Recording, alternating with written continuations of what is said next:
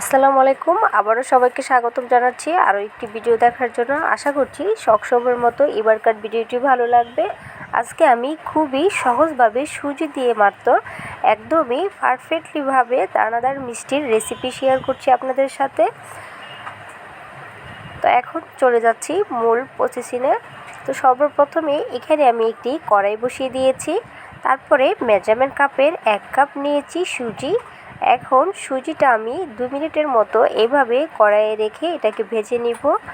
ভাজার কারণ হচ্ছে একটাই, সেটা হচ্ছে সুজির যে কাঁচা একটা গ্রান থাকে, হালকা একটু ভেজে নিলে এই গ্রানটা আর থাকে না। সুজি থেকে খুবই সুন্দর একটি স্মেল বের হয়। তো এই তো আমি এটাকে 2 থেকে 3 মিনিট ভেজে নিয়েছি। এখন একই কাপ দিয়ে মেপে নিয়ে নিয়েছি পানি। আপনারা চাইলে পানির পরিবর্তনে এখানে লিকুইড দুধটাও ব্যবহার করতে পারেন। তারপরে এভাবে প্রেসার দিয়ে অনবরত নাড়ে আমি এটা একটি ডোয়ে পরিণত করে নিচ্ছি। এই পর্যায়ে নাড়াটা বন্ধ করা যাবে না, তাহলে কিন্তু দলা পেকে যেতে পারে। এখন আমি এটা চুলা থেকে নামিয়ে একটি প্লেটে নিয়ে ঠান্ডা করে নিয়েছি। এটা খুব বেশি ঠান্ডা করিনি, যখনই কুসুম গরম থাকবে অর্থাৎ ধরে রাখা যায় এই পর্যায়ে আমি এখানে দিয়ে দিচ্ছি গুঁড়ো দুধ। এখানে আমি মেজারমেন্ট কাপের 1 কাপ নিয়েছি গুঁড়ো দুধ। সম্পূর্ণ দুধ একসঙ্গে দিতে যাব না, অল্প অল্প করে দিব। দিয়ে এইভাবে এটাকে মেখে নিচ্ছি। এখানে আমি চিনির গুঁড়াটা ব্যবহার করেছি, এটা স্কিপ হয়ে গিয়েছে যার জন্য আর দেখানো হয়নি। অবশ্যই কিন্তু এই ডোতে একটু চিনি মিক্স করে নেবেন।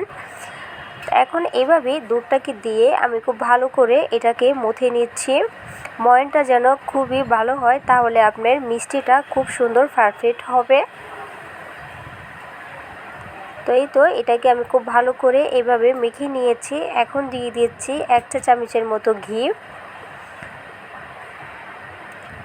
এখানে আমি টোটাল 1.5 চামচের মতো ঘি দিয়েছি। এখন ঘিটা দেওয়ার পরও এটাকে খুব ভালো করে মিক্স করে নিচ্ছি, তাহলে আমাদের ডোটা খুব সুন্দরভাবে তৈরি হয়ে যাবে। তো দেখতেই পাচ্ছেন ঘিটা দেওয়ার পর একদম হাতটাও কিন্তু কত সুন্দরভাবে ক্লিন হয়ে গিয়েছে, আর ডোটাও কত সুন্দর একদম মসৃণ হয়েছে। এখন অল্প অল্প করে এইভাবেই নিব আর একটি করে মিষ্টির শেপ দিয়ে নিচ্ছি। দানাদার মিষ্টিগুলো সাধারণত একটু বড় সাইজেরই হয়, যার জন্য আমি এভাবেই নিয়েছি। তো আরও একটি আপনাদের সুবিধার জন্য দেখিয়ে দিচ্ছি।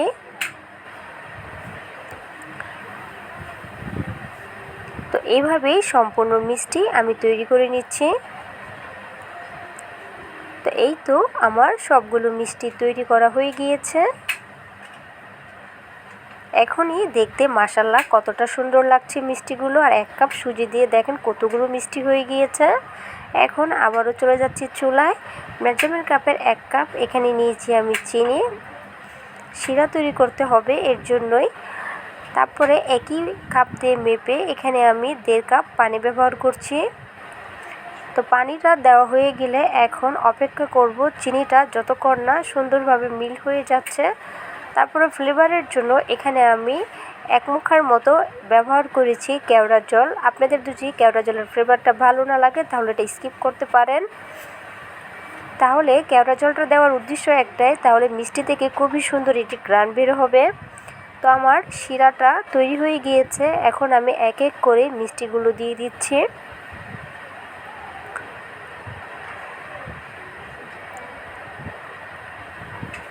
তো এইভাবেই সবগুলো মিষ্টি দিয়ে এখন এটাকে আমি 2 থেকে 3 মিনিট চুলায় রেখে এভাবেই রান্না করে নিব।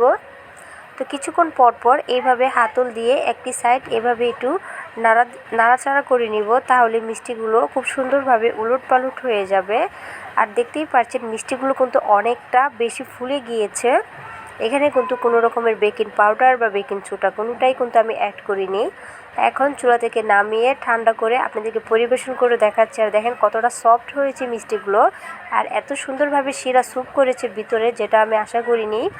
এখন চিনির উপরে এভাবে দিয়ে প্রত্যেকটা মিষ্টিকে আমি কুট করে নিচ্ছি, যেহেতু এটা দানাদার মিষ্টি।